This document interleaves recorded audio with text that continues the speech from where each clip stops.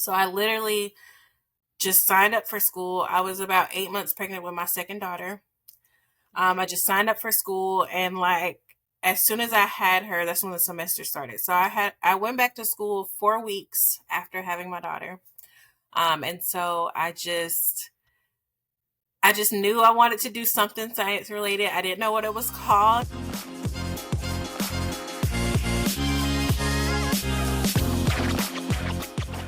Hi everyone, welcome back to the Blooming Late Scientist podcast. Today I'm really excited because actually I think we have quite a lot in common. I have a guest on the show called Ciara Taylor, and I'm not going to steal the limelight from you because you know you best, right? So would you mind doing a little intro for us? Yeah, absolutely. My name is Ciara Taylor. I am currently working as an application specialist, but I have a pretty vast background, so I'm sure we'll get into that a little bit. But I've ventured into a lot of different realms. I've done some fashion design, I've also done some customer service. I've worked in hotels, hospitality, retail, so I have a pretty vast background, but then I found my way to science, and that's what I'm here to talk about today. Would you mind telling us like a little bit more about your role as an application scientist, like what your day-to-day entails? Yep, absolutely. So, originally I got started as a bench tech or just a medical laboratory scientist, and what that means is that work. So essentially, whenever you get your blood drawn at the hospital, and they send it off to the lab, I would be the person receiving that. So I would work with like blood specimens, some other type of specimens, and I would process those. So that's how I originally got started. Then I got into my current role, and basically what I do is I travel to different sites and I teach people how to use a certain instrumentation. So it's pretty fun work. But I'm basically a trainer, and then also like a point of contact for people who have questions about the instrument itself. I guess it's a pretty varied role then, right? Your day-to-day must vary quite a bit. Yes, it does. So if I'm at home, I'm typically on my laptop or on my computer, my desktop computer, and I'm just responding to emails, answering customer questions. Sometimes I do have to remote into systems and actually do some hands-on work. But I'm mostly just helping out the customer when I'm at home. But when I'm traveling, I'm more hands-on with the customer. I'm teaching them how to use the instrument. I'm also doing some hands-on microbiology work at the same time. So, we're definitely going to dig into your background and how you ended up here. But what is it you really enjoy about your role at the moment? Like, what are your favorite parts? So I absolutely love to travel. I've always loved to travel. So this is kind of like meeting those worlds. So I actually love, I worked remote for a little while, and I didn't love it because I felt so out of touch with people. So I do have like that customer service background where I like missed people in general. So it's really nice to be able to be in front of the customer, help them out with customer concerns and questions, and then also be able to still do the science work when I'm there on site. So that's great. Yeah, it's interesting that you say about the customer service part because I feel like this is the bit I kind of want to dig into because I know that you've got that background kind of before the science or kind of in between, wasn't it? Different things. So, can we dig a little more into that? So, what did you start out doing and what were you doing in customer service and what made you change your mind? Yes. So my very first job ever was at a Mexican restaurant, actually. Just super random. I interviewed, got the job there, and I worked there as a host for a while. So that was my first exposure to customer service, having to help people, get people sat, things like that, do to go orders and all that stuff. And so that was my very first exposure. But then I went off to school to do fashion design. And then while I was there, I was working at a couple of different restaurants. So I worked at, I don't want to say the name of the place, but I worked at a Mongolian grill. Okay. And so I worked there for a while, and then I also worked in retail. So I did Marshalls. So I worked in like the like fitting rooms and stuff like that. Like I just did little stuff, and I don't know if you guys have Marshalls, wait, but I don't know if you've heard of Marshalls or I know familiar. I know what it is, but we don't have it here. Yeah. Okay, yeah. So it's just kind of like this big retail store that has a lot of different brands, and it's huge and neat. So that's where I learned like my organization skills and kind of things like that. And so after that, I got pregnant, and so I have a couple of daughters, and so during that time, I started interviewing for different better jobs in a way. And so I ended up working for a hotel chain, and I worked there for 6 years. So that's where I got like the most customer service background, was in that customer service hospitality realm, where I worked like front desk. I also worked at the bar, worked as a server, things like that. So I got kind of quite a bit of exposure in that way. Do you know what's really interesting is, I don't know if you've ever heard of this, but apparently the reason Apple is such a big brand is because they based all of their customer service on hospitality type customer service. So they did loads of research and they discovered that the best kind of customer service came from hospitality, and that people that had that background were like far superior when it came to customer service than other backgrounds. Oh, Is that interesting. something that you've experienced, would you say? Um, I'm not sure because I've only done like a couple of other roles. Well, I've worked.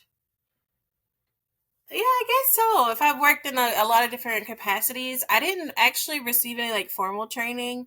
And we can kind of talk about that a little bit further later. But I didn't receive any formal training. I never really like had anybody like sit down with me and say, hey, this is how you do it and this is how you talk to people or whatever. So I had to learn it kind of on my own. So I wish I would have had a little bit more of that. But it was really nice, like being in that environment and being able to just resolve customer issues and things like that. So yeah, in a way, I think it probably was like my best customer service experience. And it was where I worked the longest as well. Because I worked for that chain for 6 years. And then I did like some pharmacy work in some other areas. But yeah, for the most part, that was like where I held on the longest before I moved into the science world. But do you feel like that those kind of roles helped you in the role you're in now? Absolutely. Yes. I do. I think it's sometimes difficult because as scientists, I'm sure you probably know this connotation of where we become recluses and we like to just work with ourselves and not really like interact with other people. But I've kind of like the opposite, where I got that exposure first. So I'm comfortable talking to people when I answer the phone, or if I have to train people or train students or new staff, like I'm really friendly and like helpful. So I think that background helped me feel really unique in the science space, where I feel comfortable talking to people and I'm okay with communicating and making sure people feel heard, and things like that. So, yeah, I do think that background helped me to be able to deal with especially like more difficult customers. Yeah, I mean, I totally agree with you. Like you say, it does seem to be like the communication skills are one of the things that are often not missing from scientists, but are underdeveloped because they may have gone to uni like straight from school and then straight into the lab, and you're not really working with people. And I know that science is meant to be collaborative, Hmm. but it's not quite in the same way. Like, it's not peoply, is it? You're not really using your communication skills in that way. So why the flip to science then? So when I was working in the hospitality role, it was a great role and I really liked what I was doing. And I probably would have continued doing it along with the science thing if I could have found a way. But it wasn't like enough for like to provide for a family. So I was just kind of like, what else do I like doing? What else do I have a passion for? And I just remember like being exposed to science at a young age, where I used to be kind of a weird like nerdy kid, where I wanted for Christmas, where other kids might want a bike, I wanted like this science kit so I could like do volcanoes and do weird stuff with and build rocks and things like that. So um, that was kind of my first exposure. And then when I was in high school, I had a teacher that kind of worked with me, and we would I would stay after his class and we would do science experiments together and things like that. And it was just really like fun to me. And I kind of always just remember that in the back of my head. So where I was working, um, it wasn't like my career or my passion. And so fashion was a little bit too expensive and out of the budget to go back to that school. So I was like, you know what? This I like as well, but I didn't know what it was called. So I literally just signed up for school. I was about 8 months pregnant with my second daughter. I just signed up for school, and like as soon as I had her, that's when the semester started. So I went back to school 4 weeks after having my daughter. And so I just knew I wanted to do something science related. I didn't know what it was called. I just signed up for school and they put me in all these random like medical terminology classes and all the wrong things. And I just was asking around like, I know what I want to do. I don't know what it's called. I want to be one of those people that are in the lab. And so I explained it to enough people where there was a woman in the hallway. I don't even know why I was speaking with her or who she was. I can't even remember her name. But she said, you want to be a medical lab scientist. That's what you're looking for. But that's not a 2 year degree because I signed up for a community college. That's not a 2 year degree. That's actually a 4 year degree. So you have to finish your credits here, do all of these steps. Then you go to university, you'll follow those steps, and then you'll be able to apply for a program. So there's a 3 steps that I have to do now. And I'm like, you know what? That's what I want to do. And I just kind of follow that blueprint that she gave me, and then I went to several schools and I was able to get it done. I mean, that is incredible. That is it's quite incredible that you did that with a young baby. And this was the second baby, right? You Yeah, just so said. this was the second one. So I had two, and I did have a lot of help from my parents. Shout out to them if they ever see this. Oh, But yeah, they actually helped me tremendously because I actually had to go out of state to continue my education. So the community college was here in town where I lived. So I was able to do everything I needed to do there with the kids and daycare and things. But when it came to going to university, I actually had to move out of town. And so they said, "Hey, do you think it would help you if the kids lived here? They had somewhere stable to be if you finish school?" And I said, "Absolutely, that would help me so much." And they, without even thinking about it, they did that, and they've been so helpful and instrumental in my process. So yeah, that's so selfless, isn't it? To do yeah, it that. is amazing. So yeah, I have great parents and great support. So it's been really helpful in that way. But I mean, I guess from the perspective of your children, they look at you and they see someone that wanted to get something in life and knew they had to work for it and knew what they needed to do, saw the steps and went out and did it, and that it is possible. And I think that no amount of money and education can pay for seeing a role model like that. Yeah, I think It's I think brilliant. so too. I think they're young. So I don't know if they fully understand, especially because I do travel for work now.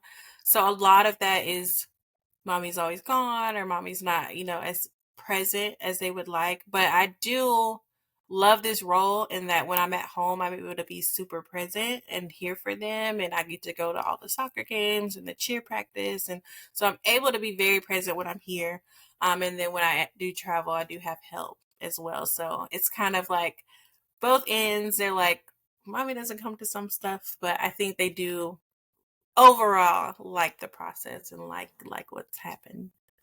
Yeah. I mean, I guess that's life, right? I mean, I had kids when I went to uni. They were older. So it was slightly easier.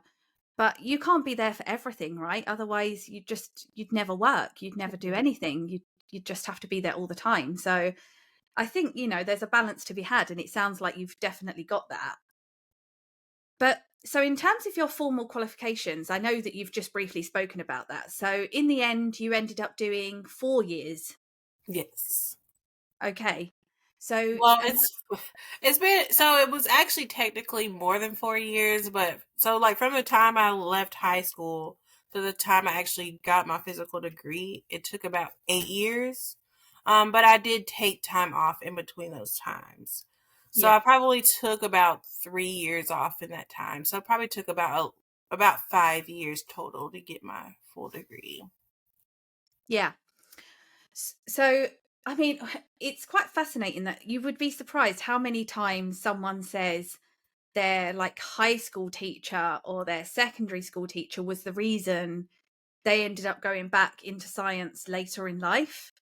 And, we often underestimate teachers. I mean, I don't know what it's like in the US, but here they've got such a bad reputation. Um, but when you think about it, they're often the reason kids are inspired to do certain subjects. Yeah, I do agree. I agree. Yeah. I actually shout out to my art teacher. I had a great art teacher. She helped me. She was very instrumental in my fashion design journey as well. So, yeah, I actually had a lot of support in that way where I had teachers and I did like a little small teacher's aid thing as well when I was in high school. And so I was able to assist with one of the science teachers.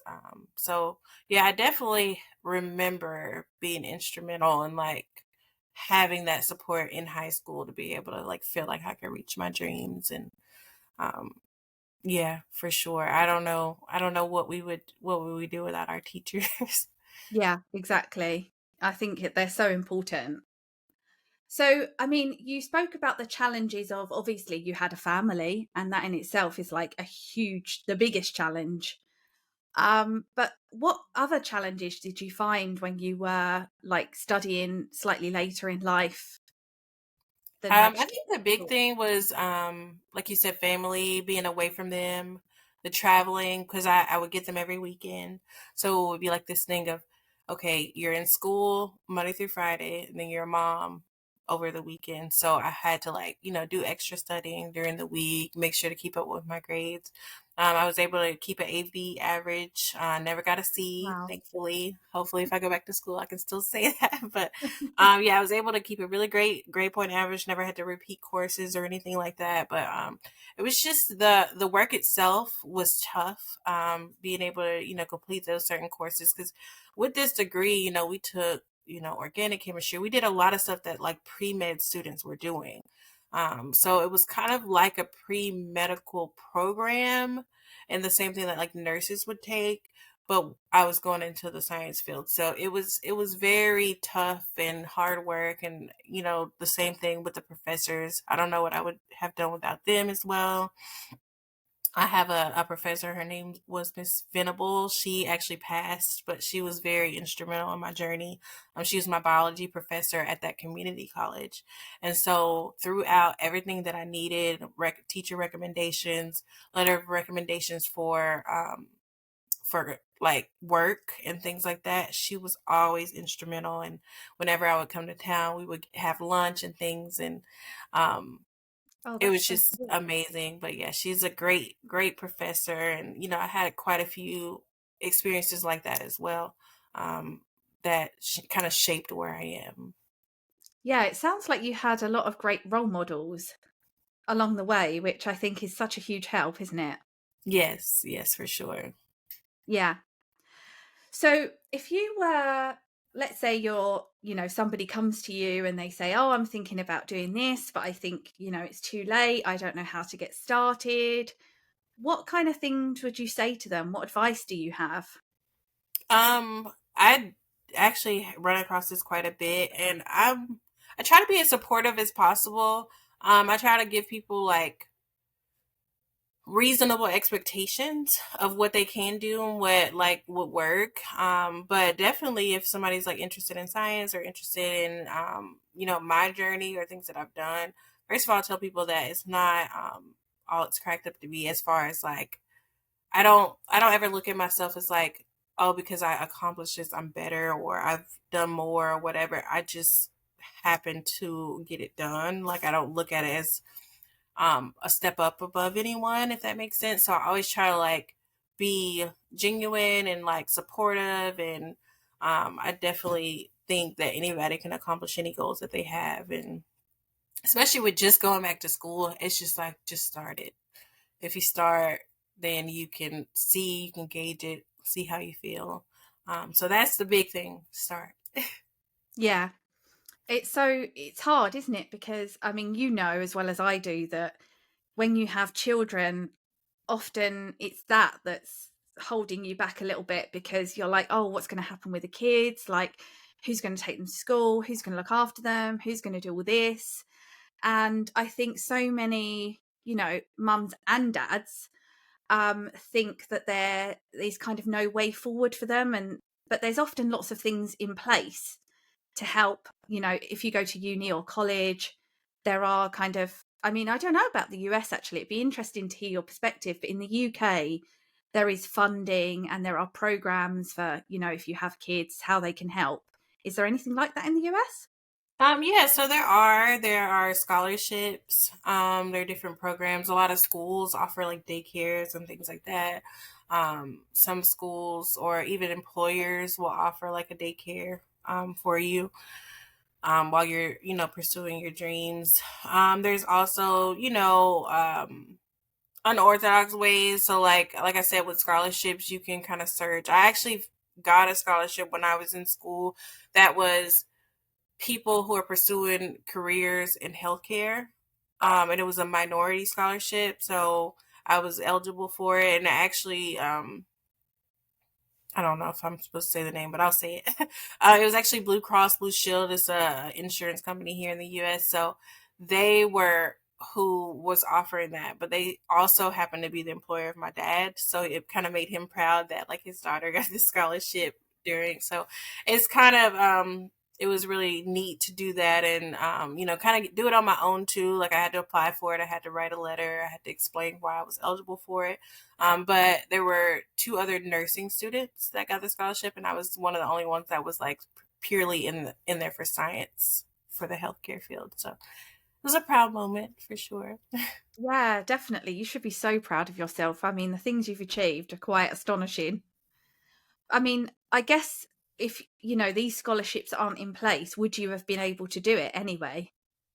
Um, I think so, just because I did some of that hospitality. So I was working in school, so I always had two jobs in school at the same time. And even when I was like in fashion design school, I had two jobs at that time, and then also doing so. I don't know. I think that work ethic is a little bit unmatched, like in a way of like a lot of people don't want to do that. They want to focus on their studies, but I do think especially if you have help, I do encourage especially parents to like prepare early. So like for me, I want to have a college fund prepared and ready for my children, so if they want to go to school they can. I also want to make it cash funds available so that if they don't want to go to school, maybe they want to start a business or maybe they have something else in mind, that they could possibly do those things instead of having to go to school. Because sometimes I do, especially the US, I don't love the structure of how you have to kind of shell out all this money, because I also did take out loans and I have student loan debt and things like that that happens in the US that I don't love. But I always encourage people to like start early. So especially for your children or for whoever you're providing for, if you can support them in that way and like make sure that they don't have to work during school and they can focus on their studies, like that's the best way possible. But also if you're unable to do that, there are other resources like you mentioned before. Yeah, I think that's such a good idea, and I mean, I don't know many people here that do that actually, unless they're quite well off, where they might start putting a pot together.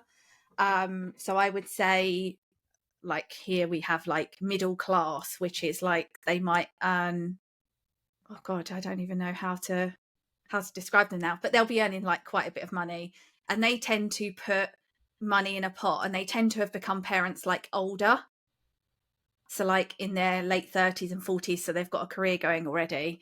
But I think apart from that, we don't really have that here. So it's very similar, where the students have to get into a lot of debt just to go to school.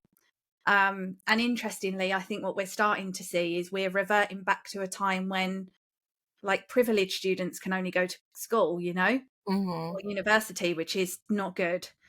Um, but yeah, so I think these scholarships are just brilliant, to help people get into school and stay into school.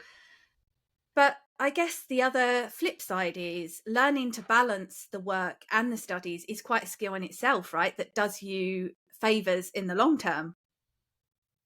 Yeah, I definitely think so. And then it gives like this work ethic of like if you're willing to work and then you're going through school and then you're, trying to make these certain grades. You just kind of like transcends, I think, into your work.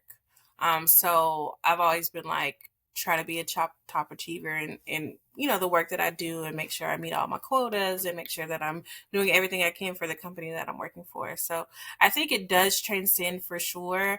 Um, and I think you have to just kind of be willing to. And like I said, I don't think it's everyone's journey. And I try to like reiterate that to people too. Like if they're not sure or if they have like other gifts, like focus on those gifts. Use the money that you might have spent in school and put it towards, your gift. So I have mixed emotions about the school system.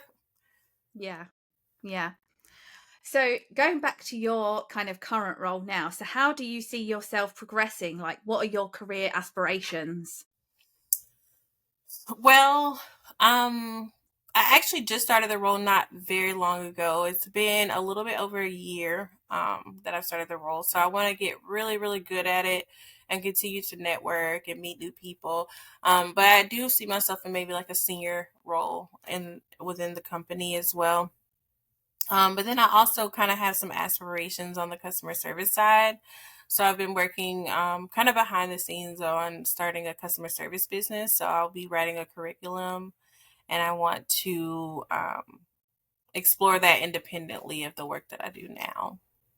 Sierra, I love that. I think it's so needed. I mean, I don't know what your plans are, but if that was geared towards science, I think you would do exceptionally well. I think it's Fingers geared towards crossed. so it's geared towards every field that could need it.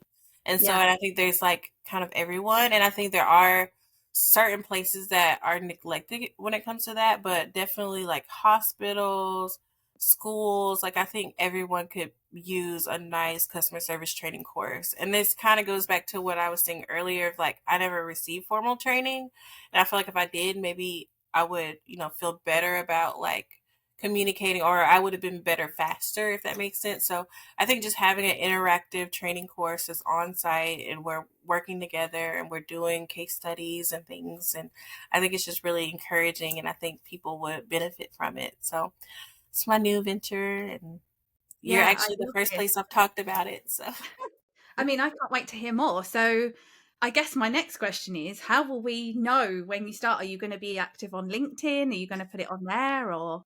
yes, I will be active on LinkedIn. I've actually already started the page, but I haven't posted anything yet just because it's not quite launched.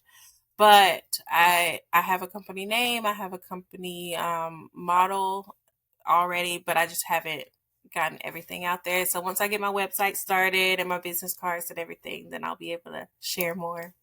Oh, that's so exciting. So, I have one final question for you.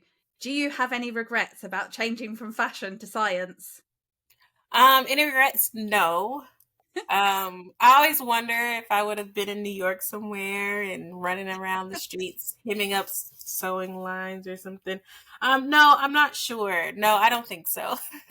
I Yeah. love what I do. I love what I do now. I was able to grow my career in a way that a lot of people haven't done. So that's really encouraging to me, is that like I can look back and say, yeah, I'm actually in a role that like I could picture myself in previously. And, I love what I do and I love the people I work with. So it's great. Yeah, that's amazing. Thank you so much. It's been such a joy to talk to you today Yes, for and sure. hear Thank all you for about your journey. And yeah, I just love that my first guest is someone who's got quite similar background to me. Like when you said, "Oh, I was in fashion and I had a family," and I was like, "Wow, this is unreal. This is quite uncanny." That Yes. I had the same background and did the flip to science and just incredible. But yeah, thank you so much for talking to me today. Yes. Thank you for having me. And I'd be happy to be a guest anytime. Oh, thank you. And come back and join us next week for the Blooming Late Scientist podcast. We'll see you then.